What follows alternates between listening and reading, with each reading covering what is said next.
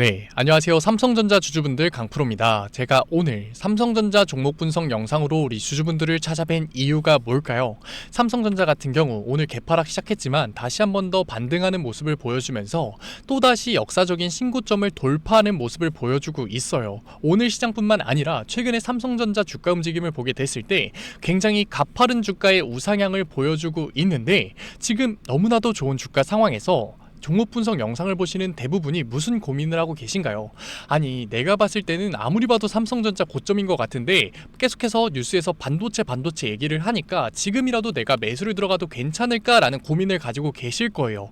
그리고 이미 삼성전자에서 비중을 많이 가져가고 있는 주주분들 같은 경우에는 주가 너무 빨리 오르는데 내가 지금 매도를 해야 되는 거 아닐까 걱정하는 마음에 종목 분석 영상을 보고 계실 텐데, 제가 결론부터 얘기를 드리면 매수해도 되느냐라고 물어본다면 매수 무조건 된다라고 얘기 드리고 싶고, 매도 지금 당장 던져야 되느냐, 그건 아니라고 얘기 드리고 싶어요. 왜냐? 삼성전자 아직까지 고점 시그널이 나오지 않았기 때문에. 물론 삼성전자 같은 경우에는 최근에 굉장히 가파른 주가의 우상향을 보여줬기 때문에 지금 매도를 던진다고 하더라도 손해를 보시는 우리 구독자분들은 거의 없으실 거예요. 그래서 말리지도 않지만 추가적인 20% 30%의 수익률을 만들고 싶으신 구독자분들이라면 무조건 오늘 영상 중요해질 수밖에 없으니까 꼭 끝까지 시청하시고 저랑 같이 대응을 통해서 안정적인 수익률 한번 만들어가 보자고요. 그렇다면 본격적으로 종목 분석 영상 들어가기 전에 딱 한 가지만 부탁드릴게요. 좋아요 꼭 한 번씩만 눌러주시고, 구독 안 누르셨으면 구독 한번 눌러주시고, 우리 삼성전자 종목 분석 영상이니까 다 같이 화이팅 하자라는 의미에서 삼성 화이팅이라고 댓글 한마디만 남겨주시면 정말로 감사드리겠습니다. 그렇다면 제가 삼성전자 고점이 아니다라고 자신있게 얘기 드릴 수 있는 이유가 뭐냐, 이 이유를 알아보기 위해서는 물론 우리가 개별 종목의 이슈를 다뤄보는 것도 너무나도 중요해요. 지금 디램 시장이 어떻게 움직일 거고 낸드 시장이 얼마나 커질 거며 지금 삼성전자의 영업이익이 얼마나 증가될 수밖에 없는 시장인지 알아보는 거 너무나도 중요하죠.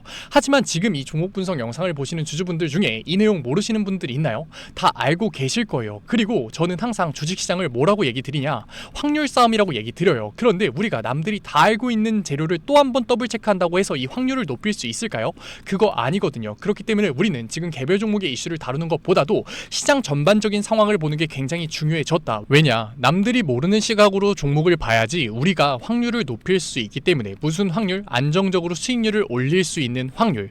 그렇다면 우리가 지금 현재 시장을 뭐라고 얘기를 하나요? 딱 5초만 시간 드려볼게요. 뭐라고 얘기를 하나요? 바로 유동성 강세죠. 모르시는 분들 같은 경우에도 제가 유동성 강세라고 얘기를 하자마자 하면서 떠올리셨을 거예요. 왜냐? 뉴스에서 계속 얘기를 하기 때문에. 그렇다면 이 유동성이 줄어들 가능성만 없다면 삼성전자는 당연히 주가가 어떻게 될 수밖에 없다? 우상향할 수밖에 없다. 그래서 지금 현재 시장에서 유동성이 어떻게 움직이고 있는지 제가 한국은행 보고서 가져왔어요. 이번에 8월 통화민 유동성 보고서가 나왔는데, 이 유동성 보고서에서 지금 우리가 가장 주의 깊게 봐야 되는 부분이 뭐냐? 바로 M2 통화량이죠. M2 통화량 과거에는 어떻게 움직였었는지 한번 확인해 볼까요? 2023년 같은 경우에는 3,830조였어요. 2024년은 4,045조, 200조가량 증가된 모습을 우리가 확인할 수 있는데, 지금 2025년 같은 경우에는 완전히 다르게 움직이고 있죠. 8월밖에 되지 않았는데 4,400조를 찍으면서 350조가 늘어난 모습을 확인할 수가 있다. 연중으로 쳤을 때 최대 500조가량 유동성이 증가되는 모습을 확인할 수 있고, 작년 대비 무려 2배가량 유동성이 추가적으로 공급이 됐다라는 걸 우리가 확인할 수 있어요. 우리가 한국 시장의 가장 고질병이라고 하면 뭘까요? 아무리 시장의 유동성이 늘어난다고 하더라도 그 유동성이 주식시장으로 들어왔었나요? 아니죠. 부동산 시장으로 갔었잖아요. 그런데 지금 이재명 정부가 어떻게 하고 있나요? 부동산 규제 정책을 대폭 강화시키고 있죠. 그렇기 때문에 이 유동성이 어디로 들어올 수밖에 없는 거다? 부동산이 아니라 주식시장으로 들어올 수밖에 없는 거다. 우리가 이러한 부분들을 확인할 수 있는 내용이 뭐냐? 바로 증시주변 자금 추이죠. 증시주변 자금 추이에서 고객 예탁금을 보게 됐을 때 작년만 하더라도 50조 원이었었던 고객 예탁금이 지금 어디까지 늘어났다? 올해 초만 하더라도 53조 원이었어요. 그런데 지금 11월이 된 이 시점에서 고객 예탁금이 무려 85조 원까지 늘어나는 모습을 보여주면서 시장의 유동성이 증가됨에 따라서 그러한 유동성이 부동산으로 들어가는 게 아니라 지금 어디로 들어오고 있다? 주식시장으로 들어오고 있다는 걸 우리가 확인할 수 있는 거라고요. 그리고 한국 시장뿐만 아니라 지금 미국 시장은 계속해서 어떻게 움직이고 있나요? 미 연준이 10월 FOMC에서 다시 한 번 더 금리 인하를 진행하면서 2연속 금리 인하를 진행 진행했고, 그렇기 때문에 글로벌 패시브 자본들의 유동성 또한 다시 한 번 더 증가될 수밖에 없는 시장이다. 그리고 미국이 가지고 있었던 가장 큰 리스크가 뭐였나요? 지역은행 뱅크런 사태였죠. 그런데 이번에 연준 의장인 파월이 QT를 끝내겠다, 양적 긴축을 종료하겠다라는 얘기를 하면서 은행의 지급 준비율이 다시 한 번 더 늘어나는 모습을 보여줌으로써 지금 지역은행 뱅크런 사태 또한 리스크가 아니라 리스크를 해소하는 모습을 보여주고 있잖아요. 그렇기 때문에 당연히 시장의 유동성이 다시 한 번 더 들어올 수밖에 없고, 지금 12월 FOMC 같은 경우에도 지금 전문가들이 금리 인하의 진행 확률을 몇 %까지 예측을 하고 있다? 94%까지 예측을 하고 있다고요. 그렇기 때문에 당연히 어떻게 될 수밖에 없는 거다? 추가적인 글로벌 패시브 자본들에 대한 유동성이 들어오면서 다시 한 번 더 주가의 우상향이 만들어질 수밖에 없는 거다. 최근에 외국인들의 보유량을 보게 됐을 때 삼성전자 같은 경우에는 88,800원을 찍었을 때 외인들의 보유 수량이 56%가 넘었었죠. 그런데 다시 한 번 더 11만 원을 돌파하는 이 시점에서도 외인들의 보유량이 53%에 미만하는 모습을 보여주고 있기 때문에 삼성전자 같은 경우에는 아직까지 고점이 열려있구나를 우리가 확인할 수 있는 거라고요. 그렇기 때문에 우리가 지금 매도를 던질 게 아니라 오히려 삼성전자에서는 다시 한 번 더 매수 타점을 잡아서 추가적인 수익률을 만들 수 있는 기회를 잡아야 된다라고 강조드리면서 얘기 드리고 싶어요. 그런데 증권사 움직임을 굉장히 중요하게 보시는 주주분들 같은 경우에는 걱정되는 부분이 있을 거예요. 알아요. 그래서 제가 지금부터 천천히 그 부분 설명드릴게요. 우리가 오늘 종목별 증권사의 움직임을 보게 됐을 때 지금 JP모건 서울, 메릴린치, 모건스탠리, 사실상 삼성전자의 상승장을 만들었다고 해도 과언이 아닌 외국계 증권사에서 매도 물량이 나오고 있죠. 290만 주, 89만 주, 12만 주가량의 매도 물량이 나오고 있는데, 우리가 지금 JP모건 서울과 메릴린치, 모건스탠리가 매도 물량을 던지고 있다고 해서 주포 세력들에 대한 이탈이 나왔다라고 단정짓기보다는 시기를 조금 더 집중해서 보자고요. 이제 11월이잖아요. 당연히 기업들보다 실적 정산 시즌이 다가왔다. 그런데 증권사들이 실적을 올리기 위해서는 당연히 주식을 매도할 수밖에 없어요. 이 매도를 하는 순위가 어떻게 되느냐? 바로 비중이 높은 순위, 두 번째 수익률이 높은 순위. 그런데 영상 초반부터 우리 입 아프게 얘기했잖아요. 삼성전자 같은 경우에는 최근에 가파른 주가의 우상향을 만들어냈다고. 그렇기 때문에 수익률이 굉장히 많이 나온 종목 삼성전자일 수밖에 없다. 게다가 JP모건 서울, 메릴린치, 모건스탠리 같은 경우에는 작년부터 삼성전자 바닥권역부터 매집을 진행했기 때문에 당연히 뭐다? 비중이 높은 종목일 수밖에 없다고요. 그렇기 때문에 삼성전자에서 일정 부분 차익 실현 매물대가 나올 수밖에 없었다. 그렇기 때문에 우리가 지금 JP모건 서울, 메릴린치, 모건스탠리 주포 세력들을 창고에서 매도 물량이 나왔다고 하더라도 절대 겁을 먹고서 매도를 던질 게 아니라 지금 주포 세력들에 대한 어쩔 수 없는 차익 실현 매물대 때문에 나올 수밖에 없는 이 눌림목 구간을 우리는 뭐로 잡아야 되는 거다? 기회로서 잡아야 되는 거다. 왜냐? 제가 앞에서도 얘기 드렸죠. 유동성 강세 시장의 수혜를 삼성전자는 받을 수밖에 없고, 앞으로 우리 다 알고 있잖아요. 디램 계속해서 비싸질 거고, 낸드 계속해서 수요가 올라갈 거고, 공급은 부족할 거고, 당연히 주가는 그러면 올라갈 수밖에 없다라는 거. 그러니까 우리는 이 기회를 무조건 잡아야 된다.